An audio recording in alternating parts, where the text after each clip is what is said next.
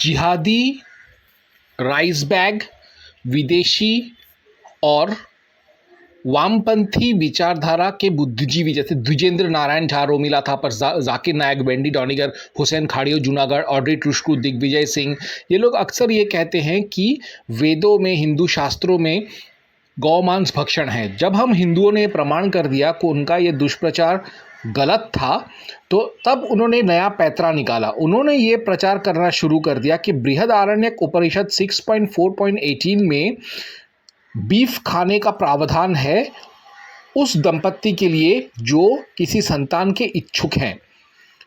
आज हम उसका निराकरण करेंगे और इसके लिए हम ये जानेंगे कि ये सारा विवाद क्यों शुरू हुआ।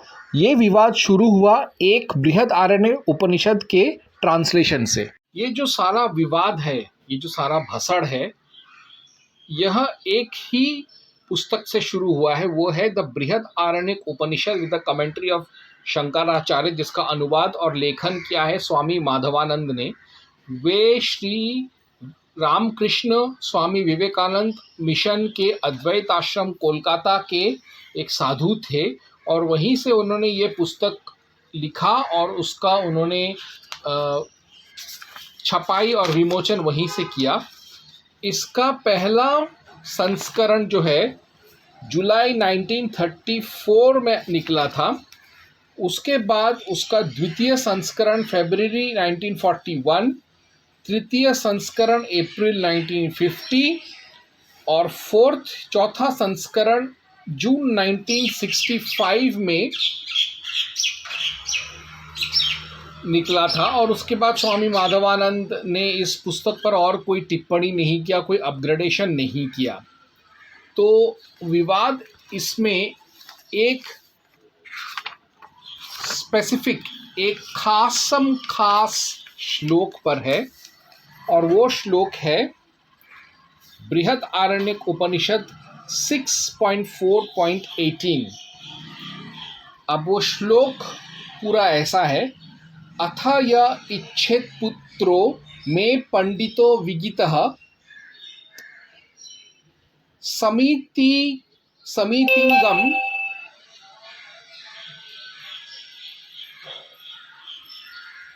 शुश्रूषितां वाचं भाषिता जायेत सर्वान् वेदानुब्रुवीत सर्वमायुर्यादिति मांसोदानं पाचयित्वा सर्पिष्मन्तमश्नीयातम् ईश्वरो जनियतवै औक्षेण वा अर्षभेण वा। इसमें जो प्रॉब्लमेटिक वर्ड्स हैं वो है मांसोदानं, औक्षेण और वर्षभेण। ध्यान दीजिएगा इन तीनों शब्दों को, मांसोदानं, औक्षेण और वर्षभेण। अब इसका स्वामी माधवानंद ने ट्रांसलेशन किया ऐसे 18, he who wishes that a son should be born to him who would be a reputed scholar, frequenting the assemblies and speaking delightful words, would study all the Veds and attain a full term of life, should have rice cooked with the meat of a vigorous bull or one more advanced in years, and he and his wife should eat it with clarified butter, then they would be able to produce such a son. वो शांकर भाष्य का अनुवाद ऐसे करते हैं, विगित repeated literally means variously pressed, frequent in the assemblies, that is eloquent for scholarship has been separately mentioned. Delightful, literally pleasant to hear, that is words that are chaste and pregnant with meaning. Rice cooked together with meat, the meat is restricted to that of a vigorous bull, able to breed or one more advanced in years. अर्थात स्वामी माधवानंद ने यहाँ पर मांसोदानं का अर्थ लिया है चावल या भात के साथ मिश्रित मांस। औक्षेण का इन्होंने अर्थ लिया है जवान सांड और वर्ष ऋषभेण का अर्थ इन्होंने लिया है बूढ़ा सांड या बछड़ा, यानी यहाँ पर गौ मांस खाने का प्रावधान बताया है स्वामी माधवानंद ने, रामकृष्ण मिशन विवेकानंद मिशन के स्वामी माधवानंद ने शंकर भाष्य के बाबत, शंकर भाष्य के आधार पर। अब ये कितना सच है, कितना गलत है, कितना झूठ है, वो हम देखेंगे। हम ये भी देखेंगे कि क्या स्वामी माधवानंद ने गलती किया, क्या उन्होंने जानबूझकर इसका अर्थ किया, किसी षड्यंत्र के तहत क्यों किया, वो सब हम बताते रहेंगे। वीडियो के अंत तक रहिएगा। अब हम नेक्स्ट पढ़ेंगे या ये समझेंगे कि क्या बृहदारण्यक उपनिषद 6.4.18 में वास्तव में मांस या सांड, बैल या बूढ़े सांड, गाय या बछड़े का या बांझ गाय, दुधारू गाय के मांस का सेवन क्या इसमें हो सकता है, क्या इसमें है, तर्क संगत क्या है इसमें, वो अब हम विश्लेषण करेंगे। ओम हनुमते नमः।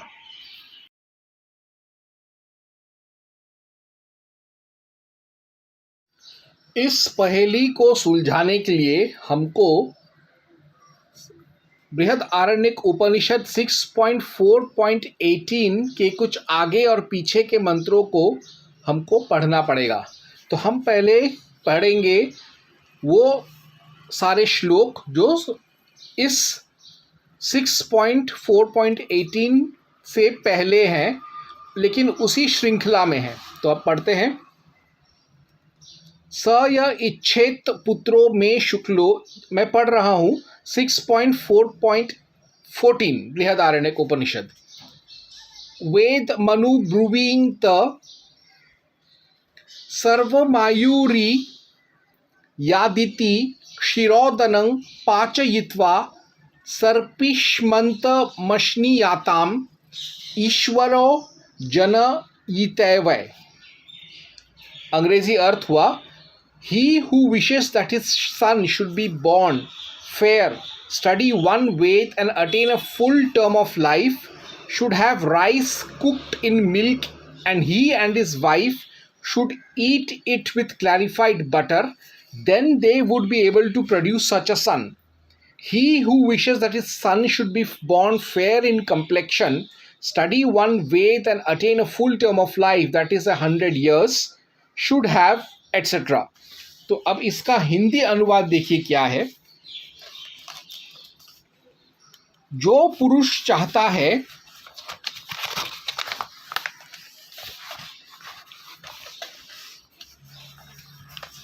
कि मेरा पुत्र शुक्ल वर्ण का हो, एक वेद का अध्ययन करे और पूरे 100 वर्षों की आयु तक जीवित रहे, उस दशा में वे दोनों पति पत्नी दूध और चावल पकाकर खीर बना ले और उसमें घी मिलाकर खाएं, इससे वे उपर्युक्त योग्यता वाले पुत्र को उत्पन्न करने में समर्थ होंगे। शंकर भाष्य कुछ इस तरह है। स य इच्छेत पुत्रो में शुक्लो वर्णतो जायेत वेद मेक मनुब्रुवीत सर्वमायुराद वर्षातं क्षीरोदनं पाचयित्वा सर्पिष्मन्तमश्नीयातमीश्वरो समर्थो जनयित्वै जनयितुम्। शंकर कहते हैं, जो पुरुष चाहता हो कि मेरा पुत्र शुक्ल वर्ण का उत्पन्न हो, एक वेद का अध्ययन करे तथा पूरी आयु भर 100 वर्षों तक जीवित रहे, तो वे दोनों पति पत्नी दूध चावल का खीर पकाकर उसमें घी डालकर खाएं, इसमें वे वैसे पुत्र को जन्म देने में समर्थ होते हैं। अब हम इसका बाद का श्लोक पढ़ेंगे। वो इस तरह है। अथ यानी 6.4.15 अथ य इच्छेत पुत्रो में कपिलः पिंगलो जायेत द्वौ वेदावत्तु ब्रुवीत सर्वमायुर्यादिति दध्योदनं पाचयित्वा सर्पिष्मन्तश्मश्नि याताम ईश्वरो जनयित्यैव. He who wishes that his son should be born tawny or brown, study 2 Veds and attain a full term of life should have rice cooked in curd, and he and his wife should eat it with clarified butter, then they would be able to produce such a son. Have rice cooked in curd. If he wishes his son to be versed in 2 Veds, he should follow this rule about eating.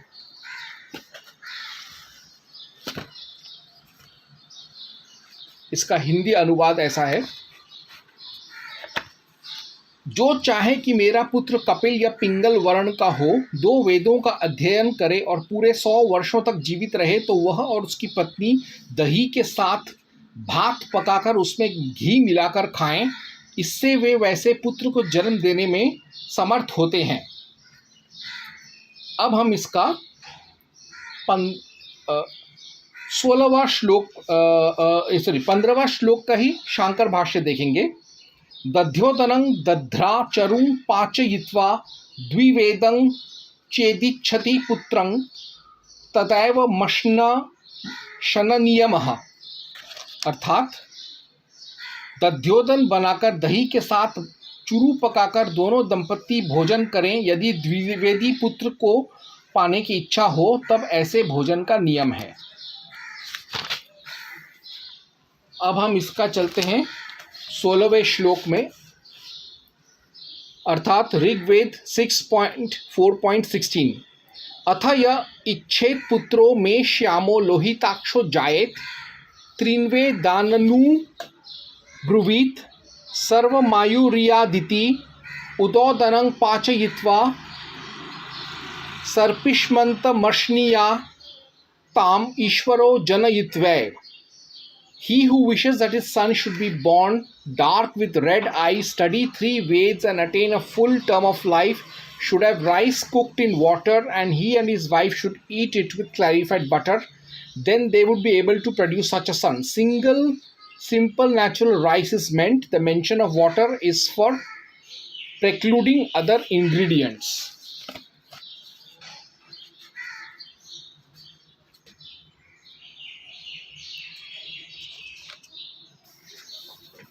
उसी का आप हिंदी में देखिए. जो चाहे कि मेरा पुत्र श्याम वर्ण अरुण नयन हो, 3 वेदों का स्वाध्याय करे तथा पूरे 100 वर्षों तक जीवित रहे, वह और उसकी पत्नी केवल जल में चावल पकाकर भात तैयार कर ले और उसमें घी मिलाकर खाएं. इससे वे उक्त योग्यता वाले पुत्र को जन्म देने में समर्थ होते हैं. शांकर भाष्य. केवलमेव स्वाभाविक मोदनम उद्ग्रहण मन्य प्रसंग निवर्तयर्थम. केवल स्वाभाविक ही भात खाएं. उद शब्द का प्रयोग दुग्ध आदि अन्य प्रसंगों की निवृत्ति के लिए है. अब इसका हम 17वां श्लोक पढ़ेंगे, जो कुछ ऐसा है. अथ य इच्छेत पुत्रो में पंडितो विगीतः समीतिं गमः शुश्रितां वाचं भाषिता जायेत सर्वान् वेदान्नुब्रवीत सर्वमायुर्यादिति मांसोदनं पाचयित्वा सर्पिष्मन्तमश्नियाताम् ईश्वरो जनयित्वै औक्षेण. ये 17 वाला था. अथ ये इच्छे दुहिता में पंडिता जायेत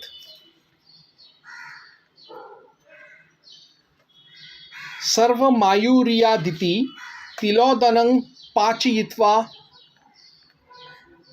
सर्पिष्मन्तमश्नियाताम् ईश्वरो जनयित्वै. He who wishes that a daughter should be born to him who would be a scholar and attain a full term of life should have rice cooked with sesame, and he and his wife should eat it with clarified butter. Then they would be able to produce such a daughter. The scholarship of the daughter is regarding domestic affairs only, for she is not entitled to read the Veds. Rice and sesame should be boiled together.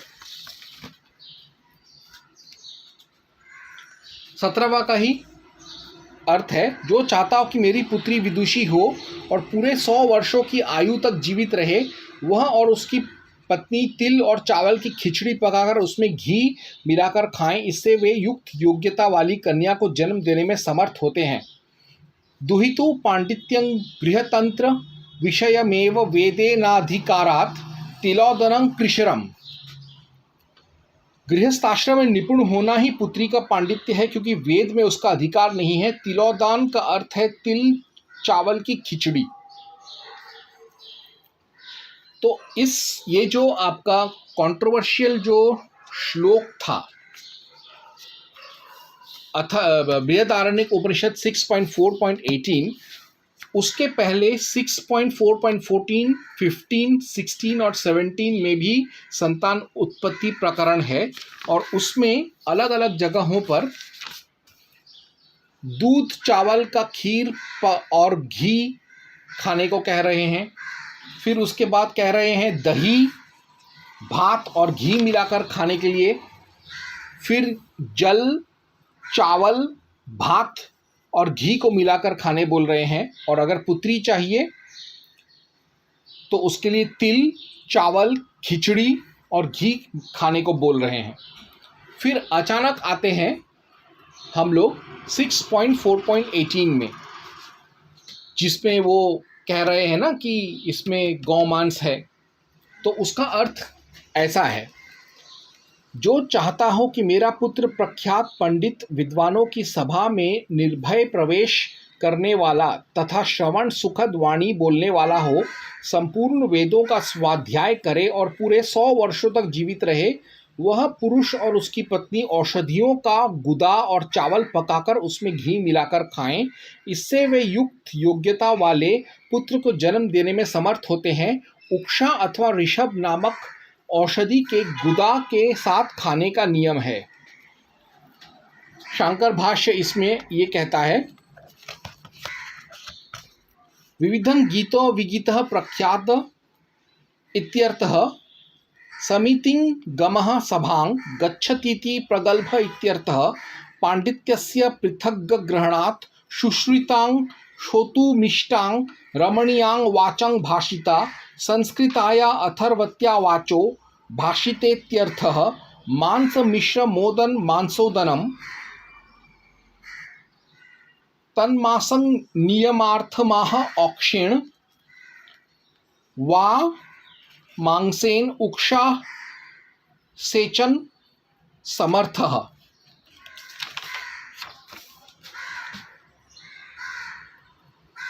पुंगवस्तदियं मांसम ऋषभस्तथोप्यधिक वयास्तदीय मार्षभं। इसका अर्थ हुआ, ये शांकर भाष्य है, ये शांकर भाष्य है। नाना प्रकार से जिसकी महत्ता गाई जाए वह विगीत कहलाता है। विगीत अर्थात प्रख्यात। समितिगम विद्वानों की सभा में जाने वाला निर्भीक या प्रगल्भ। समितिंगमः का अर्थ विद्वान या पंडित इसलिए नहीं किया गया कि मंत्रों में पांडित्य का पृथक ग्रहण देखा जाता है। सुश्रिता सुनने में प्रिय, रमणीय वाणी का वक्ता अर्थात संस्कार युक्त सार्थक वाणी बोलने वाला। औषधि अथवा फल के गुदे को मांस कहते हैं। उसमें मिश्रित भात को यहाँ मांसोदन कहा गया है। उस औषधि के गुदे का नियम करने के लिए कहते हैं। उक्षा के गुदे के साथ गर्भाधान में समर्थ सांड को उक्षा कहते हैं। उसी के समान शक्तिशाली होने से औषधि विशेष का नाम भी उक्षा है।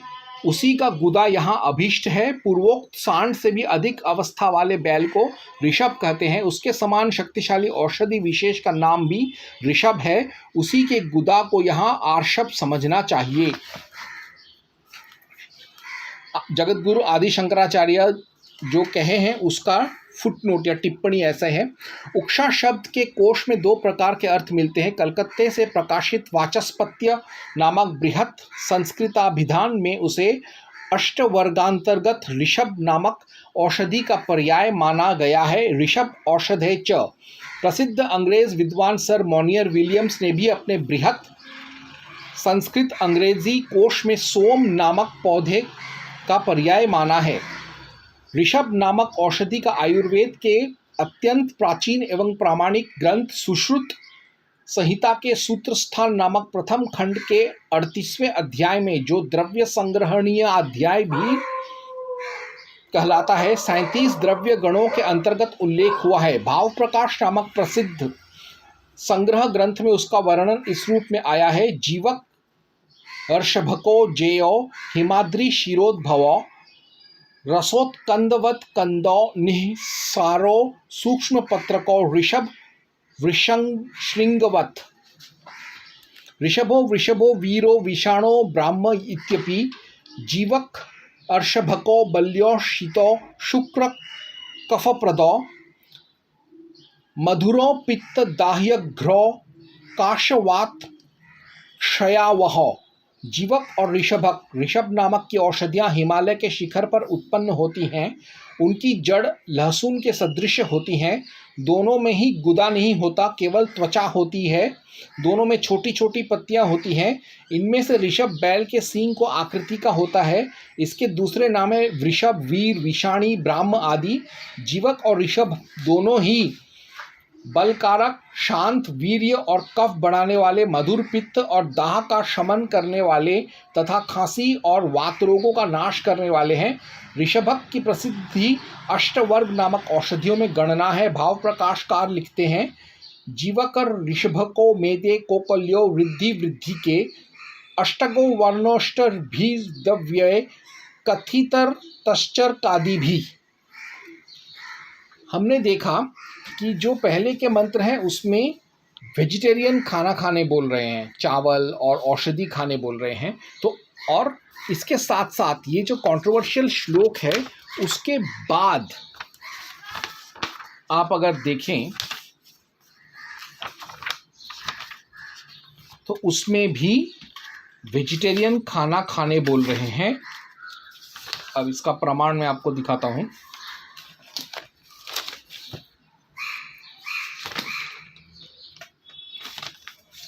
ठीक इसके बाद वाला, यानी बृहदारण्यक उपनिषद 6.4.19, उसमें बताया जा रहा है: अथाभि प्रातरेव स्थापा लिपा कावावृता ज्यं चेष्टित्वा स्था लिपाक स्योपघातं जुहोति अग्नये स्वाहा अनुमते स्वाहा देवाय सवित्रे सत्य प्रसवाय स्वाहेति हुतोद्धृत्य प्राश्नाति प्राश्येत रस्याः प्रय क्षति प्रक्षाण्य पाणि उत्पात्रं पूरयित्वा तेनैनं त्रिरुभ्यक्षति उत्तिष्ठो विश्वासो जयामिच्छ प्रभुर्यां संजायां पत्या सहेति. In the very morning he purifies the clarified butter according to the mode of sthalipak and offers sthalipak oblations again and again, saying swaha to fire, swaha to anumati, swaha to the radiant sun who produces infallible results. After offering, he takes up the remnant of the cooked food, eats part of it, and gives the rest to his wife. Then he washes his hands, fills the water vessel, and sprinkles her thrice with that water, saying, "Get up from here, Vishwavasu, and find out another young woman who is with her husband." In the very morning, he takes the rice produced by the threshing, purifies the clarified butter according to the mode of sthalipak, boils the rice and offers sthalipak oblations again and again, saying, "A celestial mistral, swaha to fire." Here all the details must be understood as being in accordance with the Grihya Sutras. After offering, he takes up the remnant of the cooked food, eats part of it, and gives the rest to his wife. Then he washes his hands, sips a little water, fills the water vessel, and sprinkles his wife thrice with that mantra, saying the following mantra: "Get up from here," etc. The mantra is to be uttered once. इसका ही हिंदी अनुवाद हम देखते हैं और शांकर भाष्य भी देखते हैं। तदंतर प्रातःकाल ही कूटने से तैयार हुए चावलों को लेकर स्थालीपाक की विधि से घी का संस्कार करके चरु को पकाकर स्थालीपाक की आहुति दें। स्थाली पाक में थोड़ा थोड़ा अन्न लेकर अग्नय स्वाहा इत्यादि मंत्रों से 3 आहुतियां दे। यहाँ सारी विधि अपने अपने गृह सूत्र के अनुसार समझनी चाहिए। शंकर भाष्य कहते हैं, हुतोत धृत्य चरुषें प्राश्नीति स्वयं प्राश्येत तरस्याः पत्न्ये प्रयच्छिष्ठं प्रक्षात्य पाणि आचयम्योदपात्रं पुरीयत्वा तेनोद के नैनां त्रिभुर्प्युक्षत्यज्ञेन मंत्रे तोतिष्ठात इति सकृन्म मंत्रोच्चारणम। अर्थात हवन करके शेष चरु को एक पात्र में मिलाकर पति स्वयं भोजन करे, भोजन करके उच्छिष्ट भाग पत्नी को अर्पण करे, तत्पश्चात हाथ पैर धोकर शुद्ध आचमन करके जलपात्र भरकर उसी जल में पत्नी का 3 बार उत्तिष्ठात इत्यादि मंत्र के द्वारा अभिषेक करे। मंत्र का पाठ एक ही बार करना चाहिए। अब ये श्लोक यानी जिसमें कहते हैं कि बीफ है, उसके ठीक बाद वापस से पति अपने हाथों से घी और चावल पका रहा है, उसको वो यज्ञ में भी दे रहा है और पत्नी को भी दे रहा है। और फिर हम देखते हैं कि जब सचमुच बच्चा पैदा हो जाता है तब उसको क्या देते हैं। देखिए, इसके लिए हम पढ़ेंगे बृहदारण्यक उपनिषद का 6.4.22। जाते अग्नि मुपमस म अघाय अंक आघाय कंसे पृषदाज्यं संज्ञ पृषदाज्रश्रियोपघातं जुहोति अस्मिन् हस्रं पुष्या समेधमानः स्वगृहे अस्योपसन्ध्यां मा क्षसीत प्रजया च पशुभिश्च स्वाहा मयीं प्राणास्तव्य मनसा जुहोमि स्वाहा यत्कर्मणात्यरिरिचं यद्वा न्यूनमिहाकरम् अग्निष्टस्त्विष्टिद्वा स्तनिष्वष्टं सुहुत कुरुतो न स्वाहेति। When the son is born, he should bring in the fire, take him in his lap, put a mixture of curd and clarified butter in a cup, and offer oblations again and again with that saying, growing in this house of mine as the son, may I obtain and maintain 1,000 people. May the goddess of fortune never depart with children and animals from his line. Swaha. The vital force that is in me, I literally transfer to you, Swaha. If I have done anything too much or too little in this ceremony, may the all-knowing, beneficent God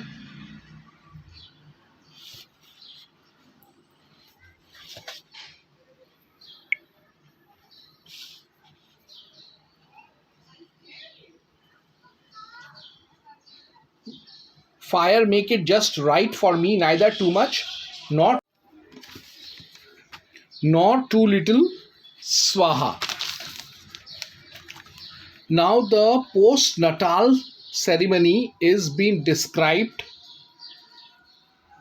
When the son is born, he should bring in the fire, take the son in his lap, put a mixture of curd and clarified butter in a cup, and offer oblations again and again in little quantities, with that in the prescribed part of the fire, uttering the following mantra, growing in this, etc. Wishing that the Veds may enter him. अर्थात इसमें जो 24वां जो अभी हम लोगों ने पढ़ा, इसका मैं आपको अंग्रेजी से हिंदी और शंकर भाष्य आपको बताता हूँ।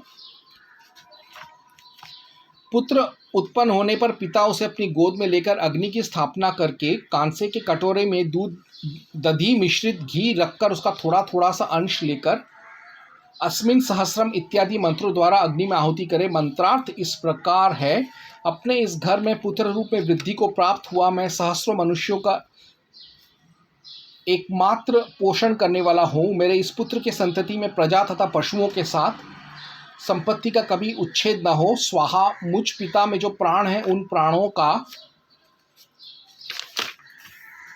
तुझ पुत्र में मन ही मन होम करता हूँ। स्वाहा। मैंने प्रधान कर्म करने के साथ साथ जो कुछ अधिक कार्य कर डाला हो अथवा आवश्यक कर्म में जो भी न्यूनता त्रुटि कर दी हो, हमारे उस कर्म को विद्वान अग्निदेव सृष्टिकृत अभीष्ट साधक होकर सृष्टि और सुहूत न्यूनातिरिक्त दोष से रहित कर दें। स्वाहा।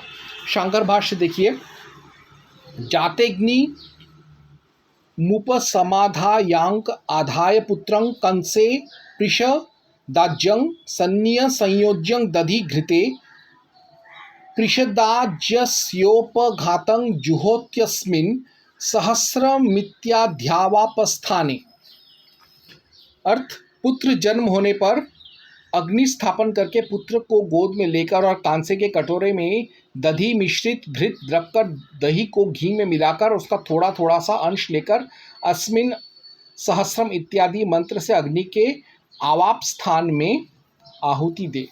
यानी हम देख रहे हैं कि जो कंट्रोवर्शियल श्लोक है बृहदारण्यक उपनिषद का 6.4.18 के पहले पूरा का पूरा बच्चा प्राप्त करने के लिए वेजिटेरियन खाना बोल रहे हैं, और जब पुत्र प्राप्त हो रहा है तब यज्ञ में भी वेजिटेरियन खाना ही अग्नि में दे रहे हैं और बच्चे को भी खिला रहे हैं। तो लॉजिकली इस पूरे संतान प्राप्ति प्रकरण में कहीं भी मीट नहीं है।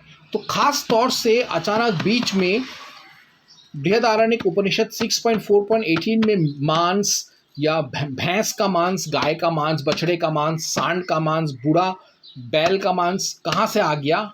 आया ही नहीं है। मैंने आपको पूरा शांकर भाष्य भी बताया, उसमें वो खास तौर से कह रहा है कि उक्ष, ऋषभ और मांस का भी वेजिटेरियन अर्थ ही है। वो कंद मूल का मांसल हिस्से को मांस कहते हैं, और ऋषभ और उक्षा दो आयुर्वेदिक जड़ी बूटी औषधि हैं। अभी जो स्केप्टिक है, डाउटिंग थॉमसेस हैं, अभी मैं उनको अगले हिस्से में बताऊंगा कि मांस का जो अर्थ है वो हमेशा मटन, चिकन, बीफ नहीं होता है, मांस या फ्लैश नहीं होता है, पशु का या किसी प्राणी का मांस नहीं होता है। वो औषधि का जो मांसल हिस्सा है उसको भी मांस कहते हैं। मैं ये नेक्स्ट हिस्से में प्रमाणित करूंगा, और ये भी आपको बताऊंगा कि उक्षा और ऋषभ का अर्थ क्या है आयुर्वेद में। ओम हनुमते नमः। तो हमने प्रत्यक्ष देखा कि बृहदारण्यक उपनिषद 6.4.18 से पहले यानी 14वें, 15वें, 16वें और 17वें श्लोक में हर जगह वीगन या वेजिटेरियन खाना, पौष्टिक शाकाहारी भोजन खाने बोल रहे हैं एक महिला को जो गर्भ धारण करना चाहती है या जो गर्भवती है। और उसके बाद उसके जो ये हुए एंटीसीडेंट श्लोक्स, उसके जो प्रेसिडेंट श्लोक हुए, अब ये एंटीसीडेंट श्लोक्स जो हैं, जैसे यानी 6.4.18 के बाद के जो श्लोक है, जैसे 6.4.19 और 6.4.24, उसमें जब बच्चा पैदा हो जाता है तो उसके बाद जो जननी है उसको भी शक्ति के लिए शाकाहारी खाना ही दे रहे हैं, और जो नवजात शिशु है उसको भी शक्ति के लिए शाकाहारी खाना दे रहे हैं। यदि बृहदारण्यक उपनिषद 6.4.18 में मांस या मांसाहारी भोजन के द्वारा शक्ति मिलता या वाजीकरण मिलता, तो बच्चा जनने के बाद उस जननी को भी वापस से मांसाहारी भोजन दिया गया होता, उसी श्रृंखला को बरकरार रखने के लिए, और शिशु को भी मांसाहारी भोजन दिया हुआ होता। लेकिन ऐसा नहीं है। यानी हम 6.4.18 बृहदारण्यक उपनिषद के पूरे श्रृंखला को, यानी संतान उत्पत्ति अध्याय के पहले के श्लोक और बाद के श्लोक को भी पढ़े, इस श्लोक के बाद का, तो हमको मालूम पड़ता है कि पूरा श्रृंखला में शाकाहारी भोजन का ही उल्लेख है, और अलग से 6.4.18 में अचानक से कहीं से मांसाहारी भोजन ना है और ना ही तर्क संगत तरीके से हो सकता है। यानी बृहदारण्यक उपनिषद 6.4.18 में मांसाहार बिल्कुल नहीं है। उसमें गौ मांस, भैंस का मांस, किसी भी पशु का मांस, बछड़े का मांस, गाय का मांस, बूढ़ी गाय का मांस, दुधारू गाय का मांस, जवान सांड का मांस, बछड़े का मांस या बूढ़े बैल का मांस नहीं है, बिल्कुल नहीं है। ओम हनुमते नमः। अब हम आगे समझेंगे कि मांस शब्द का अर्थ क्या है। उससे पहले हम देख लेंगे कि क्या मांस है कि वो माशा है, हम आगे देख लेंगे। ओम हनुमते नमः। ज्यों ही ईसाइयों, विदेशियों, जिहादियों और वामपंथियों ने यह इल्ज़ाम ज़ोर शोर से लगाना शुरू कर दिया कि बृहद आरण्यक उपनिषद के 6.4.18 में मांस भक्षण दिया हुआ है, वैसे ही बहुत से हिंदू और ख़ास तौर से बहुत से हिंदू आचार्य भयभीत हो गए, लज्जित हो गए, हतभ्रम हो गए, उनके पास कोई जवाब नहीं था। ये लोग, ये आलसी लोग कोई शोध कार्य करना नहीं चाहते थे और उन्होंने एक सरल रास्ता अपना लिया और ये कह दिया कि वहाँ पर दरअसल शब्द था माशादनम, ना कि मांसोदनम, और वह एक छपाई का त्रुटि है, प्रिंटिंग एरर है, मिस प्रिंटिंग हुआ है। और कुछ ने तो ये कह दिया कि बृहदारण्यक उपनिषद प्रक्षिप्त पुस्तक है, खासतौर से 6.4.18 प्रक्षिप्त श्लोक है और उसमें किसी म्लेच्छ ने मांसोदनम कर दिया माशादनम की जगह। यह बिल्कुल बात गलत है। बहरहाल आप सुनिए वैसे ही एक हिंदू एपोलॉजिस्ट इस विषय में क्या तर्क दे रहा है, क्या बोल रहा है as a point of view. In this video, we will see an interesting topic.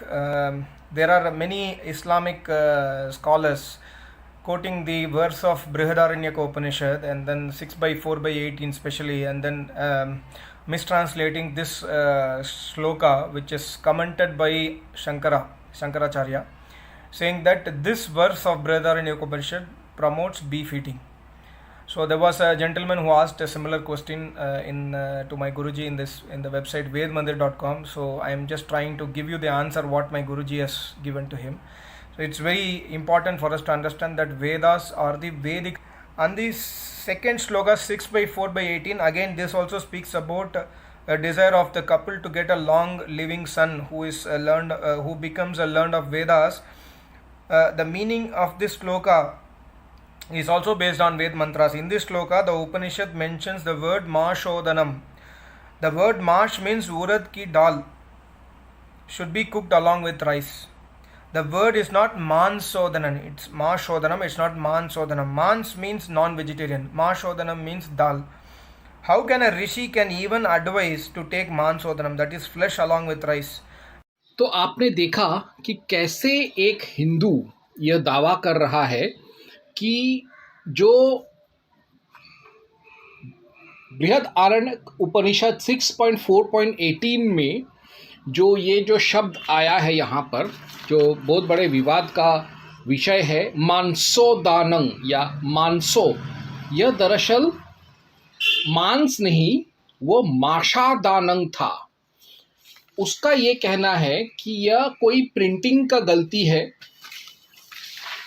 या कोई घालमेल किया गया है, कोई छेड़छाड़ किया गया है।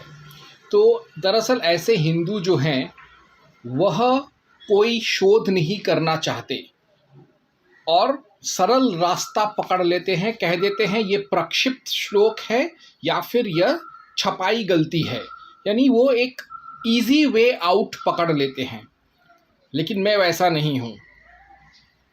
अब जो ये शब्द है मांसोदानं या मांसोदनं या मांसो, इसको ये हिंदू क्यों कह रहा है कि यह मांस नहीं माशा था? तो उसका कारण है कि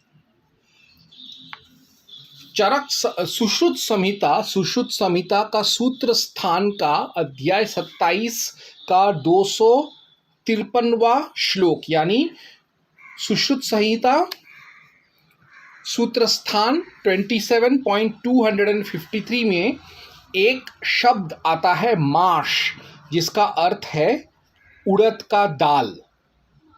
इसी बेसिस पर उस हिंदू ने या उसके आचार्य ने यह निष्कर्ष निकाल दिया कि यहाँ पर, यानी बृहद आरण्यक उपनिषद 6.4.18 में जो मांस है वो दरअसल मांस शब्द नहीं माश है, और वह किसी म्लेच्छ ने या तो उसमें गड़बड़ी किया है, प्रक्षेपण किया है, या गलत छापा है। तो मैं ये पूछूंगा ऐसे हिंदुओं से कि ये जो शब्द है यहाँ पर, जो माश को जो मांस किया गया, इसका आपके पास क्या प्रमाण है? क्या आपके पास ऐसा कोई बृहद आरण्यक उपनिषद का कोई पांडुलिपि प्रतिलिपि है जिसमें माशोदनंग है, मानसोदनंग की जगह नहीं। विश्व के सारे बृहद आरण्यक उपनिषद संस्करणों और पांडुलिपियों में यह मानसोदनंग ही है, माशोदनंग नहीं। और यह शब्द यहाँ पर मांस ही है, माशा नहीं।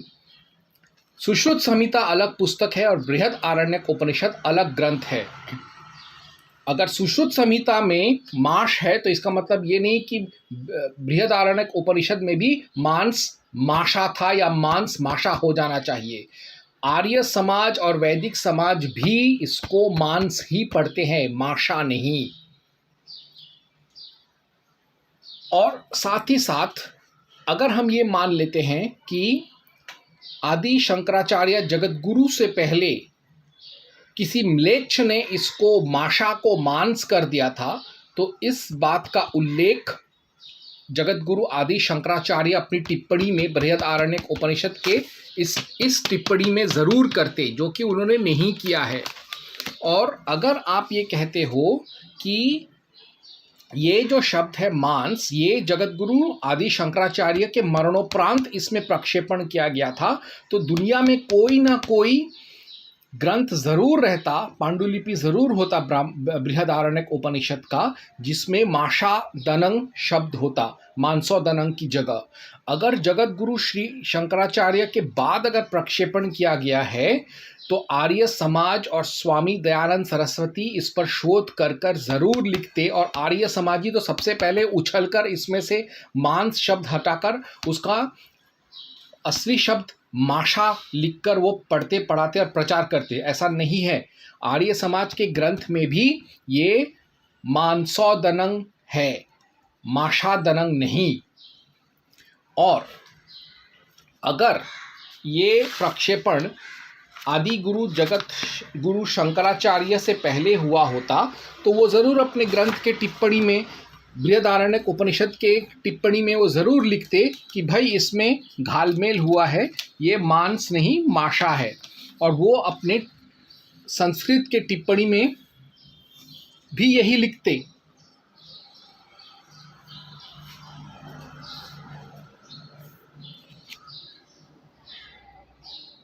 बल्कि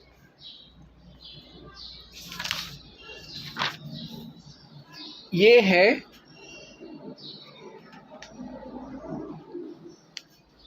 बृहद आरण्यक उपनिषद का वो श्लोक जिस पर हम विवाद कर रहे हैं, 18वां श्लोक 6.4.18 का। ये जो हिस्सा है, ये हिस्सा आदि शंकराचार्य के द्वारा लिखा हुआ है, और इसमें वो कहीं पर भी माशा इस्तेमाल नहीं करते। वो हर जगह यहाँ पर लिखते हैं, जहाँ भी उन्होंने लिखा, ये देखिए मांस, मांसोदनम, मानसेन, मानसम, यानी उन्होंने मानसम, फिर से यानी उन्होंने भी कहा है, उन्होंने भी माना है कि यहाँ पर माशा बोल के कुछ नहीं है, यहाँ मांस ही है, मांसोदनम ही है। तो अपने साबित कर दिया कि यहाँ पर कोई माशादनम नहीं था, मांसोदनम था। और जो हिंदू ये कहते हैं कि बृहद आरण्यक उपनिषद के इस श्लोक में घालमेल हुआ है, माशादनम बन गया मांसोदनम, यानी वो अपने पाँव पर कुल्हाड़ी नहीं मार रहे हैं, वो कुल्हाड़ी पर अपना टांग मार रहे हैं। यानी वो कहना चाहते हैं कि बृहद आरण्यक उपनिषद में घालमेल हुआ है, जो कि सत्य नहीं है। शास्त्र में घालमेल हुआ है, जो कि सत्य नहीं है। कैसे मान लूँ और क्यों मान लूँ कि बृहद आरण्यक उपनिषद में घालमेल हुआ है? बिल्कुल नहीं हुआ है। देखिए, अब ये जो अद्वैत आश्रम, ये नव वेदांती हैं, इनका बृहद आरण्यक उपनिषद जो माधवानंद ने लिखा उसमें मांसोदनम है, और ये बृहद आरण्यक उपनिषद है गीता प्रेस गोरखपुर का, उसमें भी मांसोदनम है, माशादनम नहीं है। अगर यह वास्तव में प्रक्षेपण का केस होता तो फिर वही लफ्ज़, वही शब्द गीता प्रेस और कलकत्ता का एक पब्लिक आश्रम, दोनों में एक समान नहीं होता। ये पौराणिक हैं गीता प्रेस वाले और अद्वैत आश्रम वाले नव वेदांती हैं। दोनों का मत अलग है, परंपरा अलग है, तो दोनों के पास ही एक ही शब्द है मांस, तो हमें मान लेना चाहिए कि वहाँ पे मांस शब्द ही है। अब मैं आप लोगों को बताऊंगा साक्षात प्रमाण के साथ कि मांस का अर्थ इस श्लोक में, ये जो शब्द आ रहा है मांसोदनम, इसमें मांस का क्या अर्थ है मैं आपको समझाता हूँ। ओम हनुमते नमः। तो हमने देखा कि बृहदारण्यक उपनिषद 6.4.18 में ये जो शब्द आ रहा है मांसोदनम, यह मांसोदनम ही है, यह माशोदनम नहीं है। तो अब इस श्लोक में मांस का अर्थ क्या है, इसका भी उल्लेख हम लोग देखेंगे। तो सर्वप्रथम हम देखेंगे कि इसी श्लोक को हम जानते हैं, हमने देखा कि स्वामी माधवानंद ने इसका मांसोदनम का अर्थ दिया है मीट। मीट यानी पशु का मांस, पशु का फ्लैश, पशु का मीट। तो अब मांस का क्या अर्थ है उसको हम समझेंगे। तो इस सिलसिले में शांकर भाष्य ही यहाँ पर मांस का अर्थ समझाते हैं। तो इसको समझाते हुए आदि जगत गुरु शंकराचार्य लिख कर गए हैं, मांस मिश्र मोदनं मांसोदनम तन्मांस नियमार्थ माह औक्षेण वा मांसेन उक्षा सेचन समर्थः पुंवस्तिदियं मांसम ऋषभस्तथोप्यधिक वयास्तदीय मार्षभं मांसमम। इसका हिंदी अनुवाद होगा, औषधि अथवा फूल के गुदे को मांस कहते हैं, उससे मिश्रित भात को यहाँ मांसोदन कहा गया है। उस औषधि के गुदे का नियम करने के लिए कहते हैं। उक्षा के गुदे के साथ गर्भाधान में समर्थ सांड को उक्षा कहते हैं। उसी के समान शक्तिशाली होने से औषधि विशेष का नाम भी उक्षा है। उक्षा शब्द के कोश में दो प्रकार के अर्थ मिलते हैं। कलकत्ता से प्रकाशित वाचस्पत्य नामक बृहत संस्कृताभिधान में उसे अष्टवर्गांतर्गत ऋषभ नामक औषधि का पर्याय माना गया है। ऋषभ औषधि च प्रसिद्ध अंग्रेज विद्वान सर मॉनियर विलियम्स ने अपने बृहत संस्कृत अंग्रेजी कोश में सोम नामक पौधे का पर्याय माना है। उसी का गुदा यहाँ अभिष्ट है। पूर्वोक्त सांड से भी अधिक अवस्था वाले बैल को ऋषभ कहते हैं। उसके समान शक्तिशाली औषधि का नाम भी ऋषभ है। उसी के गुदे को यहाँ आर्षभ समझना चाहिए। यानी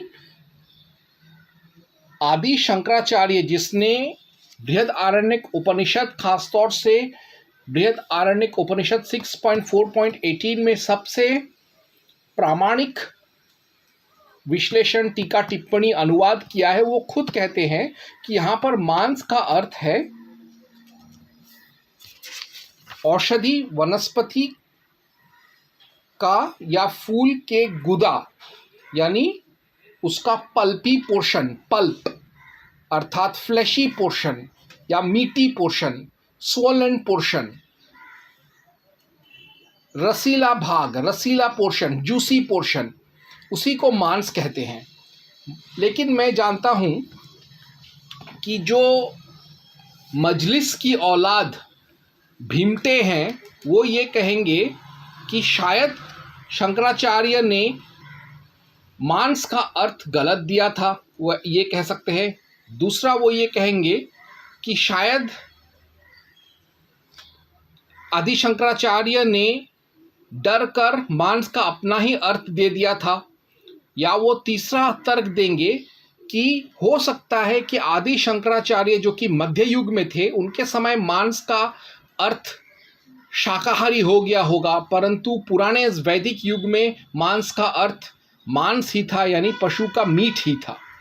तो अब हम उसका भी जवाब देंगे आपको। देखिए, बृहद आरण्यक उपनिषद तकरीबन 200 बिफोर क्राइस्ट यानी 200 ईसा पूर्व लिखा गया था, जब कि उपनिषदिक युग था, और शांकर भाष्य दिए गए थे 700 एडी में, 700 ईस्वी में, यानी 700 एडी में। और अब हम एक पुस्तक पढ़ेंगे, चरक संहिता, जो 100 एडी में लिखा गया था, शंकराचार्य से 600 साल पहले और उपनिषदिक युग के आसपास ही। तो अब हम देखेंगे चरक संहिता।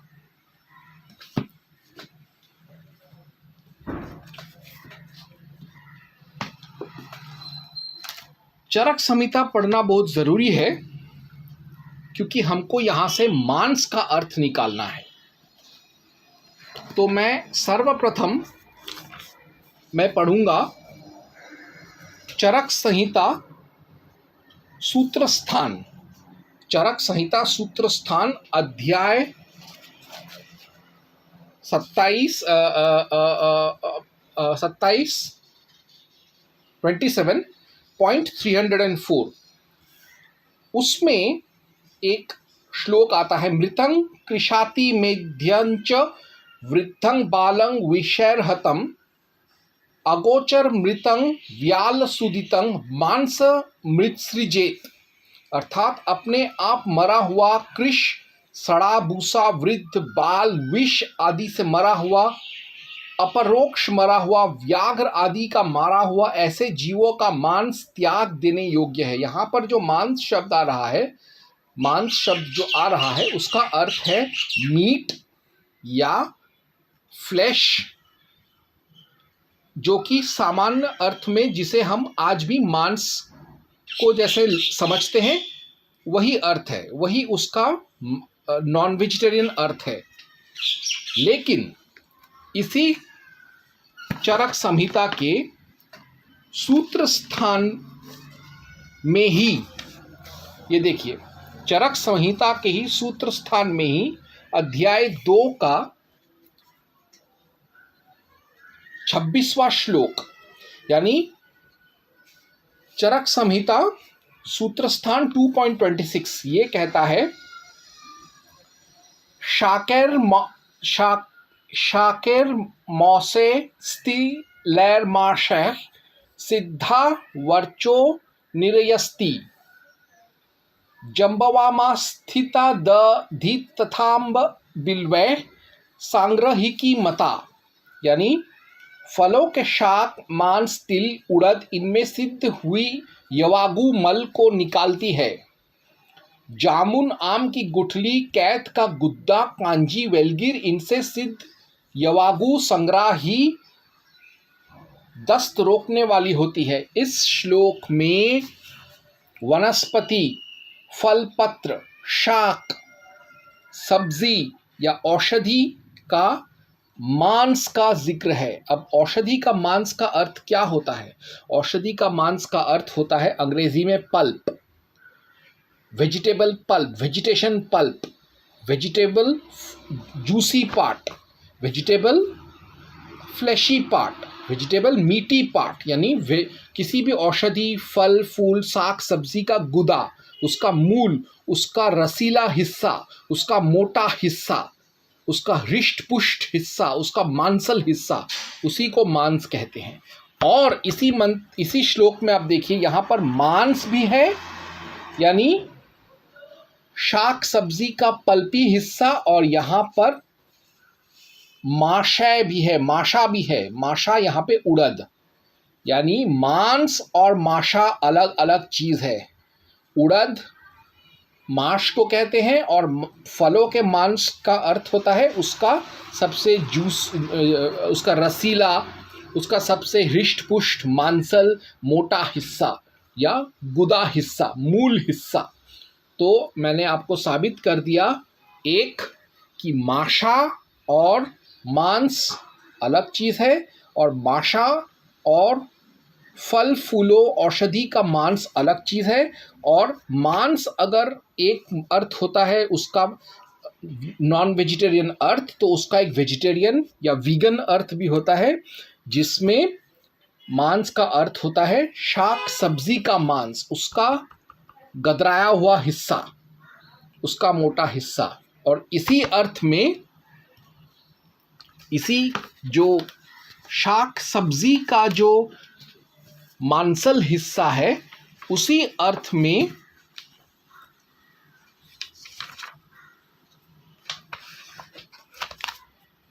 यहाँ पर बृहदारण्यक उपनिषद में मांस शब्द का इस्तेमाल किया गया है।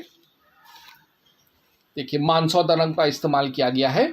और जैसा आदि शंकराचार्य जी ने कहा, औषधि अथवा फल के गुदे का मांस, गुदे को मांस कहते हैं, ये बिल्कुल सही है। और उनसे कई 100 साल, 200-300 साल पहले आचार्य वैदाचार्य, आयुर्वेदाचार्य चरक ने अपने चरक संहिता में भी यही बात को दोहराया है।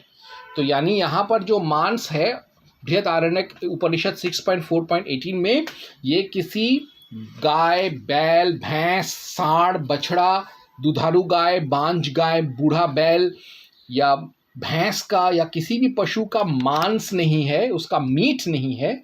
यहाँ पर दरअसल मांस शब्द से अभिप्राय है किसी भी औषध, जो कथित औषधि का मांसल, रसीला, गुदात्मक मूल हिस्सा, मोटा हिस्सा। ओम हनुमते नमः। अब हम आगामी हिस्से में ऋषभ और वृष या उक्षा का अर्थ हम देखेंगे। ओम हनुमते नमः।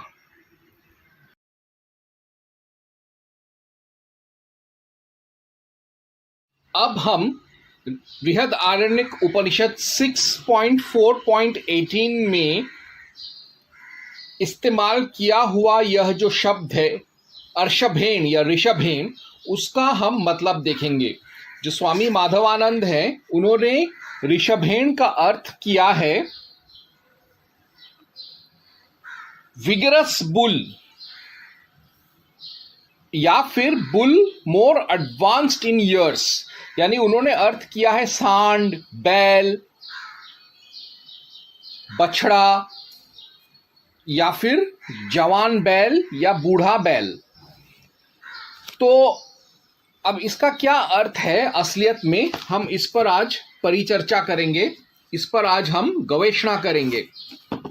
तो सर्वप्रथम हम इस हेतु हम वापस चलेंगे हमारे चिर परिचित शांकर भाष्य की तरफ, क्योंकि शांकर भाष्य ही सबसे प्रमाणित भाष्य है बृहदारण्यक उपनिषद पर। तो इस पर जगतगुरु आदि शंकराचार्य क्या लिख कर गए हैं? ऋषभस्ततोप्यधिक व्यास्तदीय मार्षभंग मांसम, अर्थात पूर्वोक्त सांड से भी अधिक अवस्था वाले बैल को ऋषभ कहते हैं।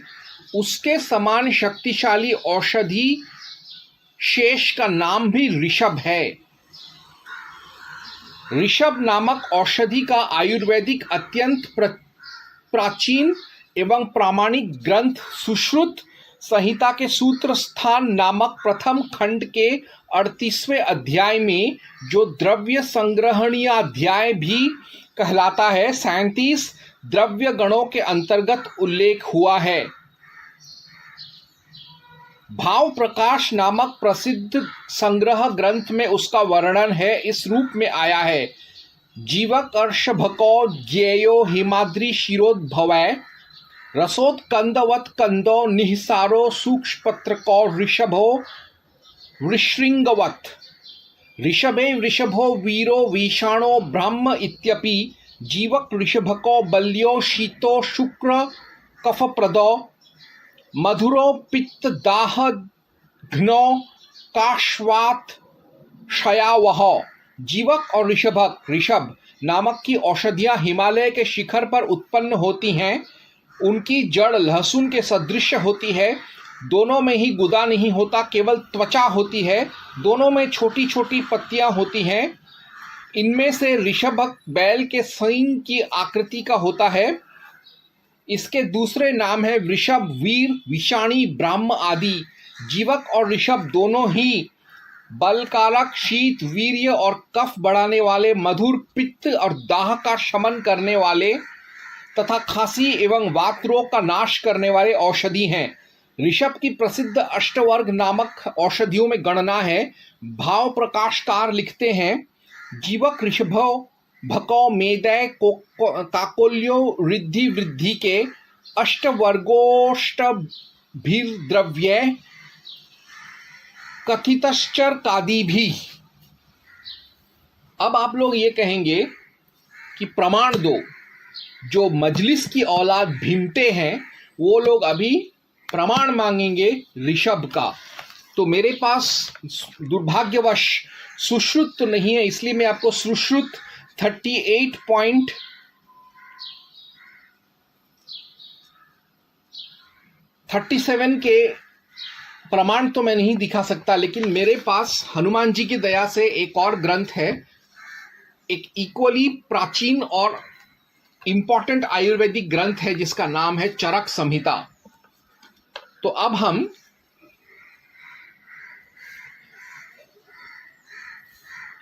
चरक संहिता का सूत्र स्थान का अध्याय 5 का 25वां श्लोक देखेंगे, अर्थात चरक संहिता सूत्र स्थान 5.25। उसमें ये आया है, जीवनीय 10 द्रव्य तद्यथा जीवकर्षभको मेदा, महामेदा, काकोली, क्षीर काकोली, मुद्नपर्णी, माशपर्णी जीवंती, मधुकमिति दशेमानी जीवनी यानी श्रवंती। जैसे जीवक, ऋषभक, मेदा, महामेदा, काकोली, क्षीर काकोली, मुद्रपर्णी, माशपर्णी, जीवंती, मूलहठी, यह 10 औषधियों का जीवनीय गण है। 25 यही देखिए, यहां पर ऋषभक अर्थात ऋषभ को एक जड़ी बूटी की तरह कहा गया है। मैं मानता हूं कि वृष, वृष, ऋषभ, ऋषभ ये इनका अर्थ होता है सांड, बैल, मगर इसका अर्थ ये नहीं है कि ये नाम कॉपीराइटेड है बैल या सांड द्वारा। ऋषभ का अर्थ बैल, सांड भी होता है, बूढ़ा बैल भी होता है, जवान बैल भी होता है, और मादा बछड़ा, पुरुष बछड़ा भी होता है। और साथ में ऋषभ या ऋषभक का अर्थ होता है एक अष्टवर्गीय औषधि। यह औषधि आज के जमाने में लुप्त प्राय सोम औषधि का वर्ग का एक औषधि है। वो मैं आपको प्रमाणित इसलिए कह सकता हूं क्योंकि जैसे सर मोनियर विलियम्स ने अपने संस्कृत, हिंदी, अंग्रेजी शब्दकोश में कहा है कि ऋषभ सोम औषधि का भी एक पर्यायवाची शब्द है, वो भी मैं आपको सम्मानजनक प्रमाणित करके बताऊंगा। इसलिए मैं पढ़ूंगा ऋग्वेद बशकल संहिता 9.85.9 to 10। ये देखिए मंत्र ऐसे है, अधिध्यामस्याद वृषभो विचक्षणो रुरुचद्वी दिवो रोचना, कवि राजा पवित्र मत्येति रोरुवत विदः पीयूषं दुहते नृचक्षसः। बलशाली और सर्वद्रष्टा सोम, यहाँ पर सर्वद्रष्टा और बलशाली सोम को वृषभ कहा गया है, ने आकाश में स्थित रहकर अपने तेज से नक्षत्रों आदि को प्रकाशित किया। अमृत के समान अपना रस प्रदान करने वाले इस सोम को देवताओं ने यज्ञ स्थल पर पृथक पृथक निष्पन्न किया।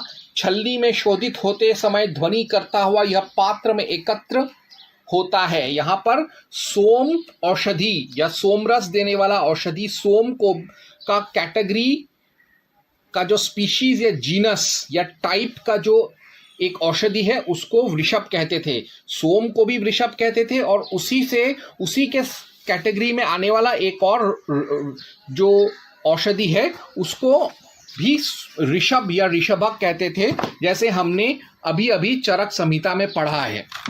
तो इसी से मैंने प्रमाणित कर दिया कि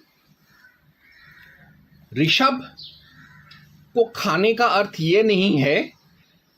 बृहदारण्यक उपनिषद 6.4.18 में कि चावल के साथ बछड़ा, सांड, बूढ़ा बैल, जवान बैल को काट कर खाओ। इसका अर्थ होता है ऋषभ नामक सोम औषधि के अंतर्गत आने वाले ऋषभ औषधि या ऋषभक औषधि को खाने का। उम्मीद करता हूँ मैंने ऋषभ और ऋषभक का जो पूरा विवाद था उसको मैंने आज क्लियर कर दिया है। अब हम आगे जाकर और भी कुछ प्रमाण देखेंगे, क्योंकि मैं जानता हूँ कि मैंने अभी ऋषभ का नाम लिया, ऋषभ औषधि का नाम लिया, मैंने सोम का जिक्र किया। हम सब जानते हैं कि सोमरस देने वाला सोम औषधि आज लुप्त प्राय हो चुका है, खत्म हो चुका है। ये औषधि और मिलता नहीं है कहीं पे, लेकिन उसके ही वर्ग का एक और जड़ी बूटी ऋषभक या ऋषभ का जिक्र है बृहदारण्यक उपनिषद में। तो जो मजलिस की औलाद भीमते जो हैं वो ये कहेंगे कि हम कैसे मान लें कि ये ऋषभ सांड नहीं है, वो अभी भी नहीं मानेंगे, वो और भी प्रमाण मानेंगे। तो मैं अभी आगे आपको प्रमाण दूंगा सरकारी एवं निजी संस्था किस तरीके से ऋषभ औषधि का आज भी इस्तेमाल करते हैं कई दवाई बनाने में और उस पर शोध कार्य करते हैं। मैं उसका आपको अभी प्रमाण दूंगा। ओम हनुमते नमः। अभी हम आज के 2023 अगस्त 1 के समय का वेबसाइट्स देखेंगे जहां पर आज भी ऋषभ का इस्तेमाल का जिक्र किया गया है। तो अभी हम जा रहे हैं उस पर्टिकुलर वेबसाइट पे। जिस वेबसाइट पे हम जा रहे हैं उसका हाइपर लिंक है, उसका नाम है easyayurved.com। यहाँ पर ऋषभक के बारे में दिया हुआ, ये देखिए ऋषभक का वैज्ञानिक नाम है मैलैक्सिस मुसिफेरा। इसके साथ साथ ही एक और भी प्लांट है जिसका नाम है, वो भी मैलैक्सिस ही कैटेगरी का आता है, उसका नाम है मैलैक्सिस एक्यूमिनाटा। ये दोनों पेड़ों को ऋषभक माना जाता है आज के ज़माने में। तो यहाँ पर ऋषभक के यूजर्स, मेडिसिनल क्वालिटीज़, रिसर्च के बारे में एक ईसाई डॉक्टर ने लिखा है, उसका नाम है डॉक्टर रेनिता डिसूजा। तो इसमें ये कहा गया है कि Rishabhaka is one among the Ashtavakra herbs. जैसा कि हम लोगों ने आयुर्वेदिक ग्रंथों में पढ़ा, भाव प्रकाश में पढ़ा, it is a good antioxidant, rejuvenating, aphrodisiac and used in the treatment of body debility, burning sensation, tuberculosis, bleeding disorders and many other वात and पित्त दोष related diseases। इसका एक और botanical नाम मैलैक्सिस मुसिफेरा है और इसका दूसरा नाम है मैलैक्सिस एक्यूमिनाटा। मैलैक्सिस एक्यूमिनाटा, खैर ये फैमिली है ऑर्किडिके, यानी जिसे हम सोम कहते हैं। Common name adder mouth orchid, snake mouth orchid, the flying Bering malaxis. और ये Ashtavakra group of herbs group of herbs का अंतर्गत आता है। ये है ऋषभक का आज के ज़माने में खींचा गया चित्र। और भी देखिए यहाँ पर इसके मेडिसिनल क्वालिटीज हैं, टेस्ट रस स्वीट, पोटेंसी वीर्य, शीत कोल्ड, क्वालिटीज गुण, बल्य प्रोमोट्स बॉडी स्ट्रेंथ, ब्रह्मंड nourishes the body tissue, action कर्म, शुक्रप्रद इंक्रीजेस स्पर्म काउंट। इसीलिए बृहदारण्यक उपनिषद में ऋषभक को कहा गया था दूध के साथ, चावल के साथ मिलाकर खाने के लिए। और यहां पर देखिए इफेक्ट ऑन दोष, इंक्रीजेस कफ दोष, बैलेंसेस अग्रवेटेड वात एंड पित्त दोष।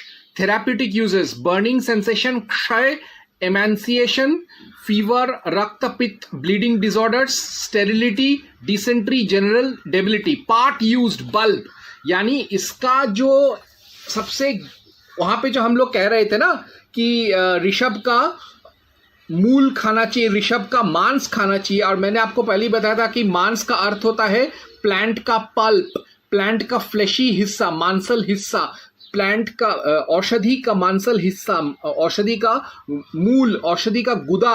और यहां पर भी कहा गया है कि ऋषभ का बल्ब यानी उसका पल्प, उसका फैटी पोर्शन, उसका गुदा, उसका मोटा हिस्सा, उसका मांसल हिस्सा, उसका हृष्ट पुष्ट हिस्सा खाना चाहिए. Doses 3 to 6 grams of bulb powder. ये देखिए यहां पर भी बल्ब पाउडर जो है यानी वो जो उसका जो मांस है ऋषभ का, उसका पाउडर बनाकर खाने बोल रहे हैं. रीड बाकी सब भी है, और इसको काकोली के साथ खाया जाने से ज्यादा अच्छा होता है, ऐसा लिखा गया है. और यहाँ पर संस्कृत के वो आयुर्वेद के और आपके चरक संहिता, सुश्रुत संहिता, फिर शारंगधर संहिता, बंग संहिता, भाव प्रकाश, इन सब में जो श्लोक हैं उनका भी एक स्नैपशॉट यहाँ पर दिया है इस डॉक्टर ने. और यहाँ पर फार्माकोलॉजिकल एक्टिविटीज बताया है कि ये किस तरीके से काम करता है. मैलाक्सिस मुसिफेरा possesses rejuvenative, hemostatic, anti-diarrheal, antioxidant, anti-inflammatory, anti-aging, spermatogenic, anti-dysenteric activities. Botanical description देखिए ऋषभक का. Malaxis muscifera is a terrestrial perennial herb. Stem is long and erect. The bulbs यानी मांस उसका are ovoid with fibrous root below. Leaves are elliptical, lanceolate or ovate, sessile, and arise from the base of the stem. Flowers are pale yellowish green in color. Fruit is a capsule, ovoid in shape and light yellow in color. और भी देखिए distribution. Malaxis muscifera is found in Himalayan regions, Afghanistan, Bhutan, Nepal, China, and Pakistan. Habitat: Malaxis muscifera is found in forests and grassy slopes. It is usually grown in temperate climatic conditions with low rainfall. Substitutes: अगर आपको ऋषभक नहीं मिलते हैं तो आप क्या क्या और ले सकते हैं. विदारी कंड, फिर लाल बहमैन इत्यादि. अब इसके रासायनिक गुण क्या हैं. Chemical constituents. Pseudobulb of Malaxis muscifera contains a bitter principal alkyd, flavonoid, and glycoside. यहां पर इसके ऊपर जो रिसर्च किए हुए हैं आज तक उसके बारे में जिक्र है. ये कहा गया है कि ऋषभक एक एंडेंजर्ड स्पीशीज है, और अभी उसका क्लासिकल कैटेगराइजेशन यानी अलग अलग ग्रंथों में इसको किस तरह के दवाइयों में श्रेणी में लिया गया उसका जिक्र है. जैसे भाव प्रकाश निघंटु में इसको हरिथ कयादि वर्ग कहा गया है. कैय देव निघंटु में औषधि वर्ग, धन्वंतरी निघंटु में गुरुच्यादि वर्ग, राजा निघंटु में प्रपत्तादि वर्ग, पदनपल निघंटु में अभयादि वर्ग, चरक संहिता में जीवन नियानी, शुक्र जननी, दशेमानी, सुश्रुत संहिता में इसको काकोलयादि, विदारी गंधादि घन में माना गया है. तो और इसी से मैं आपको साबित कर दिया. देखिए यहां पर ऋषभक के कई और भी पर्यायवाची शब्द हैं, जैसे ऋषभक, ऋषभ, वृषभो, धीरो, विषाणी, द्रक्षा, दुर्धरो, मातृको, वृषः, काकुदिन, द्रक्ष, बांदुरो, गोपति, काकुदमान, पुंगव, वोदा, श्रृंगी, दुर्य, भूपति, कामी, ऋक्षया, प्रिय, उक्ष, लांगुली, गौ, बंदुरा, गोरक्ष, वनवासी, वीर, इंद्राक्ष. और इसके कई सारे फॉर्मुलेशंस भी दिए हुए हैं कि इसका किस किस चीजों में इस्तेमाल होता है आज भी बनाने में. धन्वंतरम, मेजुपाकम, विद्यार्थी काश्यम, बृहत चंद्रनामी तैलम, कामदेव घृत, धन्वंतरम काश्यम, एट्रिलियन सॉफ्ट जेल, विद्यार्थी विदयार्दी घृतम, ये देखिए बृहत अश्वगंध घृत, महानारायण तेल, महानारायण ऑयल, अमृत जीवन रसायन, सर्व मयंतक घृतम, वतसनी तैलम, गुडुच्यादि तैल, बलधत्र्यादि तैलम, धन्वंतरम तैलम, मधुश्यतादि तैल। और इसका साइंटिफिक जो क्लासिफिकेशन है, प्लांटे डिवीजन, ये सब साइंटिफिक क्लासिफिकेशन दिया हुआ है। तो यानी ये साबित कर दिया, ये डॉक्टर रेनिटा डिसूजा जो कि इजी आयुर्वेद से कनेक्टेड है, इजी आयुर्वेद से वो संलिप्त हैं, उन्होंने इस ऋषभक दवाई के बारे में लिखा है। अभी जो भीमते मजलिसजादे हैं वो ये कहेंगे कि ये हो सकता है कि ये गैर सरकारी संस्था है जो आरएसएस से संलिप्त है, इसीलिए उन लोगों ने ऐसा लिखा है। तो मैं अभी आपको एक सरकारी संस्था का भी प्रमाण दूंगा।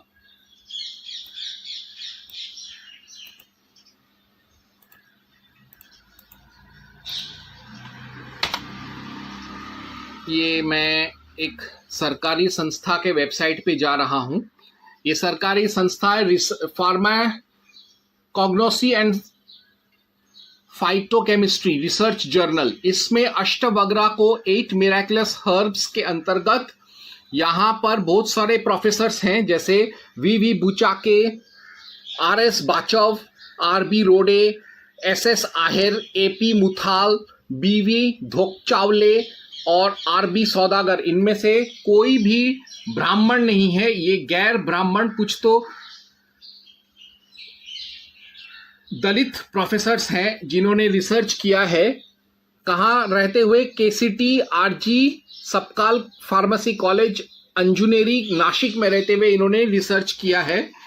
और यहाँ पर देखिए इस किताब में, इस रिसर्च में उन्होंने ऋषभक, जिसका बॉटनिकल नेम मैलाक्सिस एक्यूमिनाटा था, ऑर्किडेई फैमिली का, उस पर रिसर्च किया है। उन्होंने कहा है कि ये आज भी हिमालय में 1800 से 3500 मील सिक्किम के पूर्व में पाया जाता है, शिमला में पाया जाता है। शिमला में ये बाहोब्रा, मशोबरा, फागू, हट्टू जंगलों में, रहाल फॉरेस्ट में, धांचू, सांगला, चंबा, गुलबर्ग, दातनी, लेह, पिथौरागढ़, तेजम, हया, फिर बाकारू, दियार, रालम वैली, पालनगढ़, रालम, अल्मोड़ा, द्वाली, देहरादून, चक्राता, देवबंद, टेहड़ी,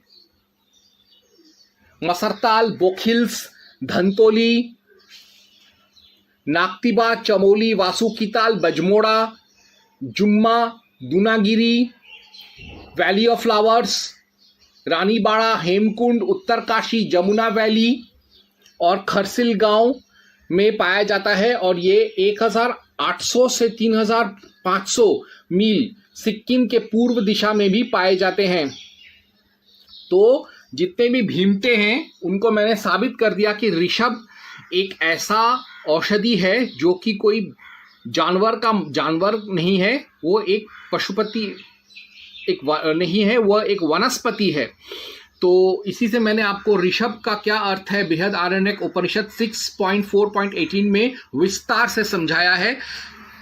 कोई भी जिहादी या कोई भी मजलिस की औलाद भीमता इस पर कोई सवाल नहीं कर सकता मेरे इस एक्सप्लेनेशन पर। ओम हनुमते नमः। और ये रहा, मैंने आप लोगों को वाले ऋषभ का जड़ी बूटी जंगल में कैसा दिखता है वो मैंने दिखाया। और अब ये उसका जो मांसल हिस्सा है, उसका जो मांस जिसे कहते हैं, वो मांसल हिस्सा, वो मोटा हिस्सा जो है, गुदगुदा हिस्सा जो है, वो ऐसे दिखता है जब आप उसे किसी वैद्य की दुकान से खरीदते हैं तो। और अगर आप इसे खरीदना चाहते हैं ऋषभक को, तो ये देखिए, ये trustherb.com से खरीद सकते हैं और सिर्फ 100 ग्राम का तकरीबन 600 रुपये है। तो मैंने ये देखिए, ऋषभक, माइक्रोस्टाइलिस मुसिफेरा, मैलाक्सिस एक्यूमेंटा, तो ये प्रमाणित कर दिया मैंने कि आज भी ऋषभक है, आज भी ऋषभक इस्तेमाल हो रहा है। उसे आप ऑनलाइन या वैद्याचार्य के दुकान से खरीद सकते हैं। ओम हनुमते नमः। आज हम ये अर्थ देखेंगे कि बृहदारण्यक उपनिषद 6.4.18 में जो औक्षेण शब्द है उसका क्या अर्थ है। हमने तो देखा कि ऋषभ का मतलब होता है ऋषभक औषधि। अब उससे पहले मैं आपको एक बात बता दूं कि वैदिक संस्कृत और पौराणिक संस्कृत में ऋषभ और उक्ष समानार्थक शब्द हैं लगभग, जैसे दही, कर्ड और योगर्ट। फर्क सिर्फ इतना है कि दही आप घर में बना सकते हो और योगर्ट जो है मशीनों में, कारखानों में बनाया जाता है, वरना योगर्ट और दही, कर्ड में कोई तात्पर्य, कोई तफात नहीं है, कोई फर्क नहीं है। ठीक वैसे ही औक्षेण और ऋषभ में ज़्यादा कोई फर्क नहीं है। मगर अगर यहाँ पर एक बार कहा गया है कि आप औक्षेण के औषधि का भक्षण कीजिए, तो फिर वापस से बृहदारण्यक उपनिषद के लेखक ने ऋषभ क्यों कहा। इसका मतलब ये होता है कि औक्षेण या उक्षा और ऋषभेण, ऋषभ या ऋषभक दो अलग अलग जड़ी बूटियां थे। तो अब जो ये पूरा समस्या है वो इस बात पर अभी हम लोग देखेंगे कि क्या कारण था जिसकी वजह से औक्षेण को लेकर भी पूरा विवाद उठा है। हम देख चुके हैं कि औक्षेण का अर्थ एक होता है सांड, बैल या बछड़ा, यानी वृषभ, ऋषभ। मैं अभी साबित करके बताऊंगा कि औक्षेण भी एक या उक्षा भी एक जड़ी बूटी था। तो इसके लिए मुझे ज़्यादा दूर जाने की ज़रूरत नहीं है। मैं आपको सीधा सीधा बृहदारण्यक उपनिषद का 6.4.18 का शांकर भाष्य दिखाता हूँ। तन मांसं नियमार्थ माह औक्षेण वा मांसेन उक्षा सेचन समर्थः पुंगवस्तदियं मांसम। तो आदि शंकराचार्य जगतगुरु ने कहा है, गर्भाधान में समर्थ सांड को उक्षा कहते हैं। उसी के समान शक्तिशाली होने से औषधि विशेष का नाम भी उक्षा है।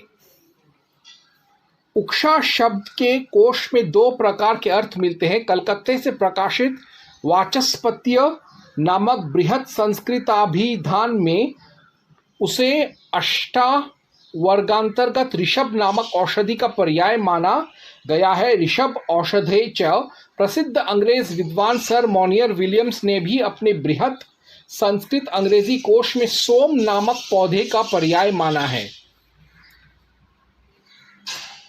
उसी का गुदा यहाँ अभिष्ट है। तो हम देख रहे हैं कि कलकत्ते से प्रकाशित वाचस्पत्य नामक बृहत संस्कृताभिधान में उसे अष्टवर्ग अंतर्गत माना गया है, उसे ऋषभक का पर्याय माना गया है। हम पहले ही देख चुके हैं कि ऋषभक का एक पर्यायवाची शब्द है उक्षा, यानी ऋषभक औषधि को भी उक्षा कहते थे।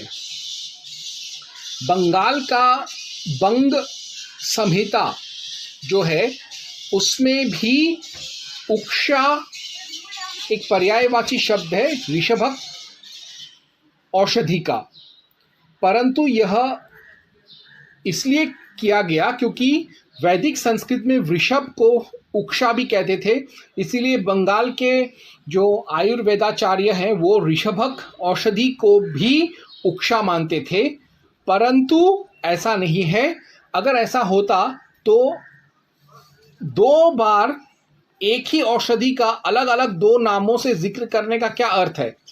इसीलिए हमको यहाँ पर सर विलियम मोनियर्स का जो टिप्पणी था कि उक्षा सोम औषधि को कहते थे, हमको इसको मानना पड़ेगा और इसका प्रमाण भी मिलता है। ये प्रमाण हमको मिलता है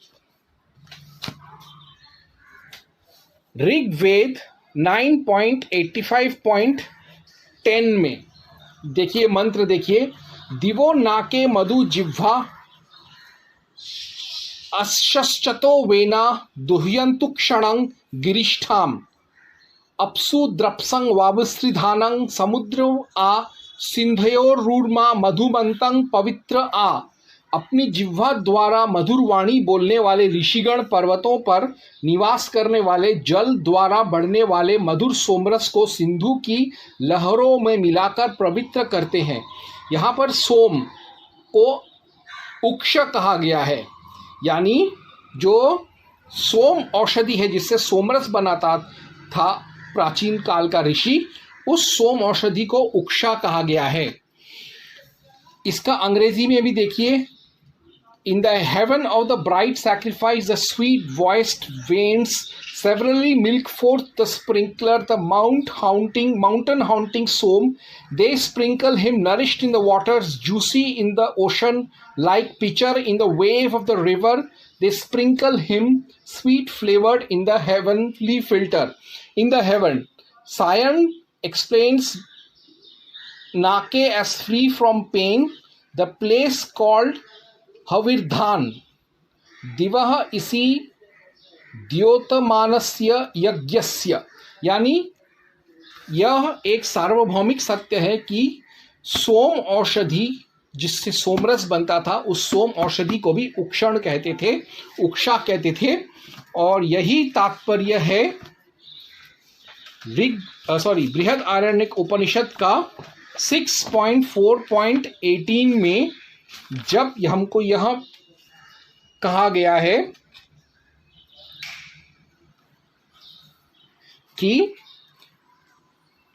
अथ य इच्छेत पुत्रो में पंडितो विगितः समितिंगमः सुश्रितांग वाचंग भाषिता जायत सर्वान् वेदानुब्रुवीत।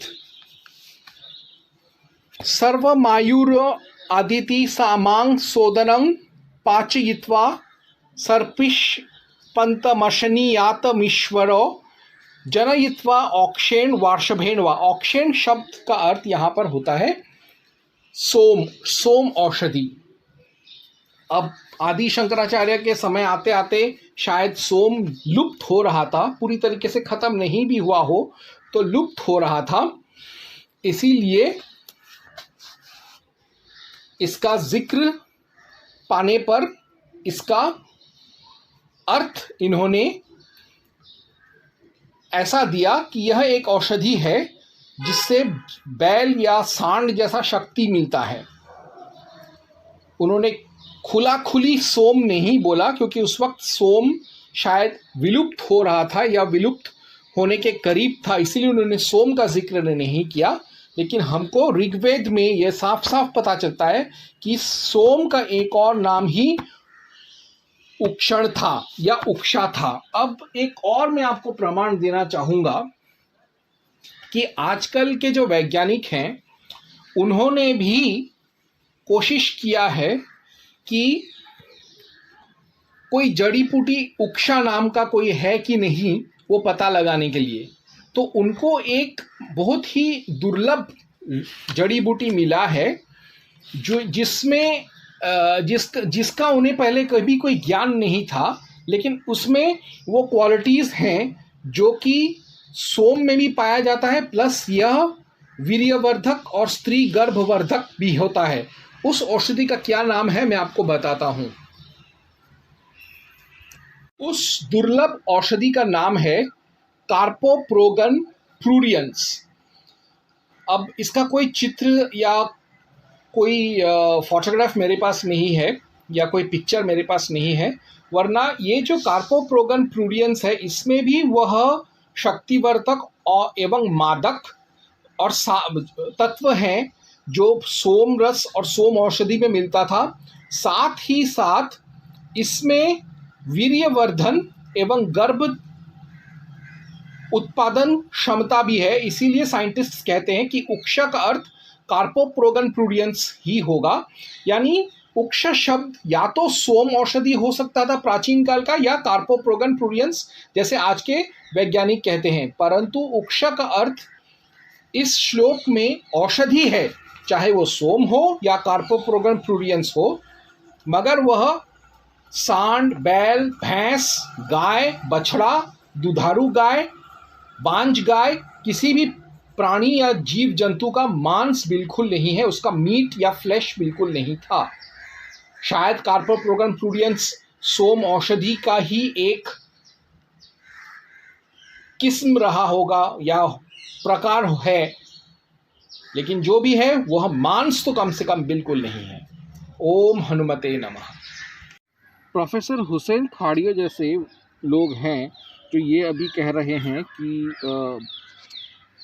बृहद आरण्यक उपनिषद 6.4.18 पर शंकर ने कोई टीका टिप्पणी ही नहीं किया, और फिर बाद में वही लोग कह रहे हैं कि उन्होंने टीका टिप्पणी तो किया है लेकिन उन्होंने उक्षा और ऋषभ का कोई सटीक अर्थ नहीं दिया है। तो मैं आपको यहाँ पे दिखा दूँ, यहाँ पर शंकर भाष्य पूरी तरीके से क्लियर कट इस 6.4.18 बृहद आरण्यक उपनिषद का व्याख्या देता है, टिप्पणी देता है, अनुवाद देता है, और साथ में यहाँ पर मांस, ऋषभ और उक्षण का अर्थ भी देता है। ये देखिए, विविध गीतो विगितः प्रख्यात इत्यर्थः, समिगितं सभां गच्छतीति प्रगल्भ इत्यर्थः, पाण्डित्यस्य पृथग्ग्रहणात् सुश्रितां श्रोतृमिष्टां रमणीयां वाचं भाषिता संस्कृताय अथर्वत्या वाचो भाषितेत्यर्थः। मांस मिश्रमोदनं मांसोदनं तन्मांसं नियमार्थमाह औक्षेण वांग मांसेन उक्षा सेचन समर्थः।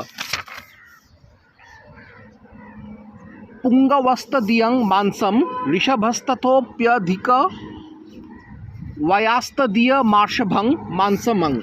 यहाँ पर वो साफ साफ कह रहे हैं कि औषधि अथवा फूल के गुदे को मांस कहते हैं, उनसे मिश्रित भात को यहाँ मांसोदन कहा गया है। उस औषधि के गुदा को नियम करने के लिए कहते हैं। उक्षा के गुदे के साथ गर्भाधान में समर्थ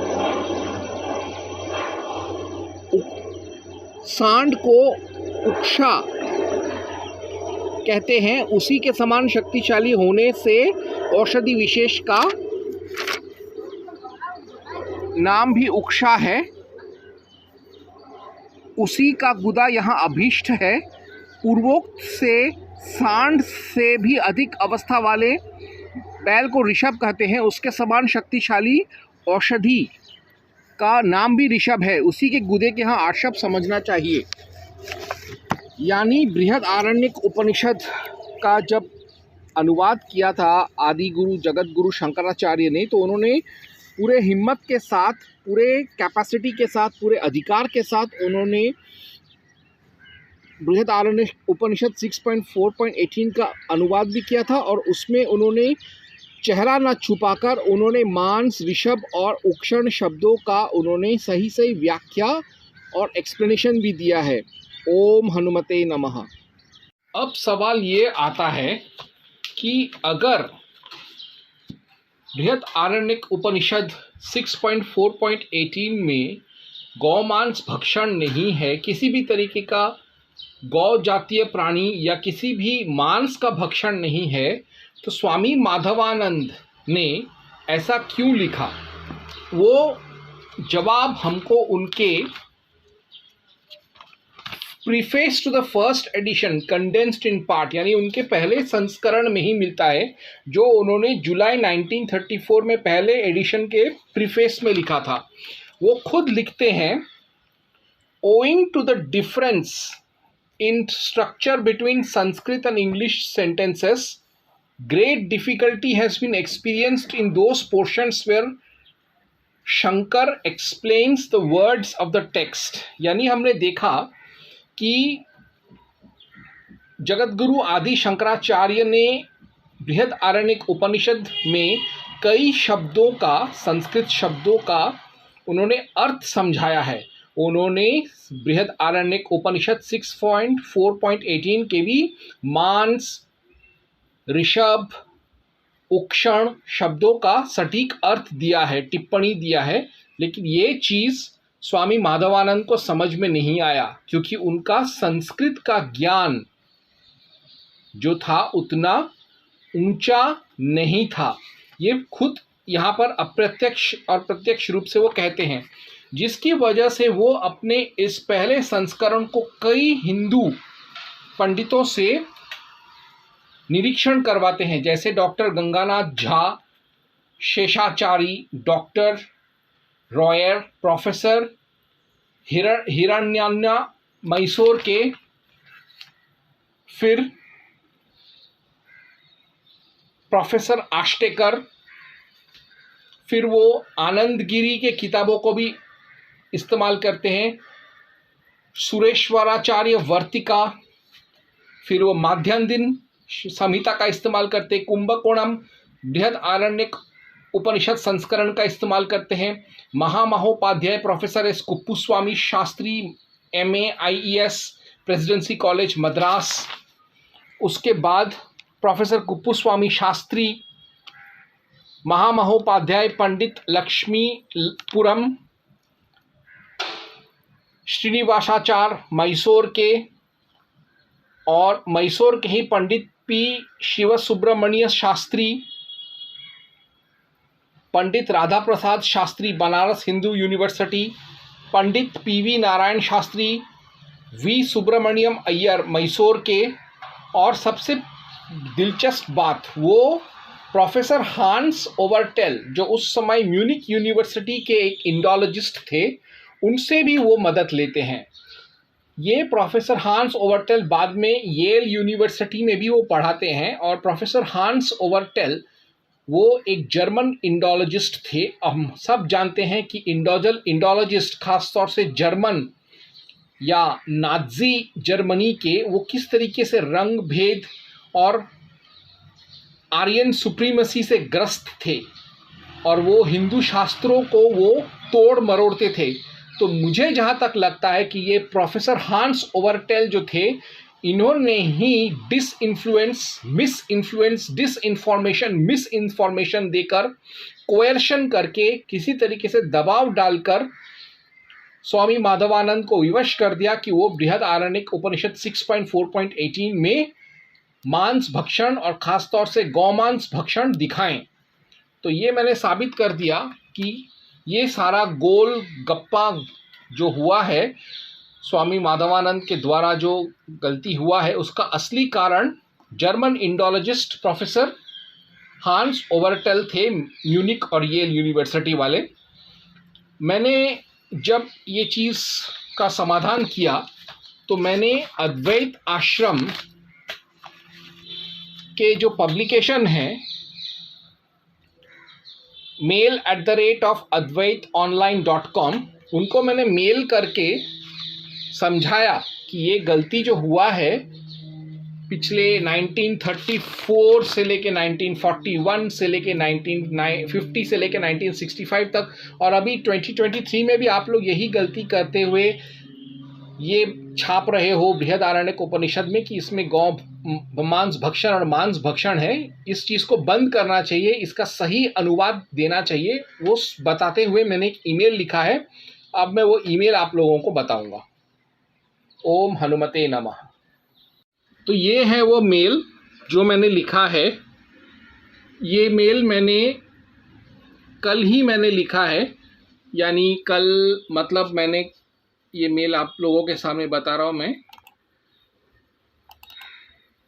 ये मेल मैंने 18 अगस्त 2023 को मैंने लिखा है, और जिस ईमेल आईडी पर मैंने लिखा है वो ईमेल आईडी है mail@advaitonline.com, और मेल का विषय है rectification in Swami Madhavanand translation of बृहद आरण्यक उपनिषद 6.4.18।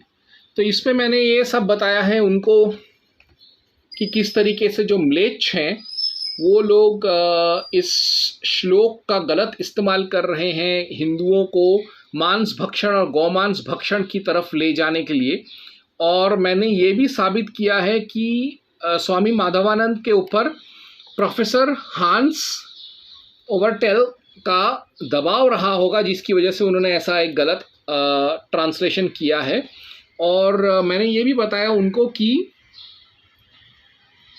जो असली शांकर भाष्य है उसमें ऐसा मांस भक्षण या गौमांस भक्षण नहीं है।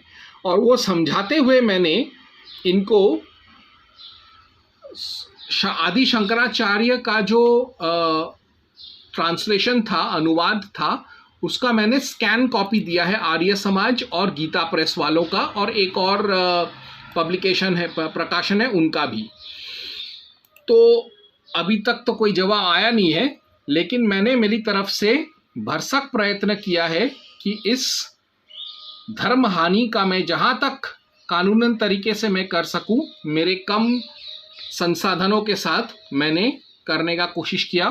अगर मेरे पास अगर उतना संसाधन पैसा होता तो मैं अद्वैत आश्रम कोलकाता जाकर उनसे बात करता।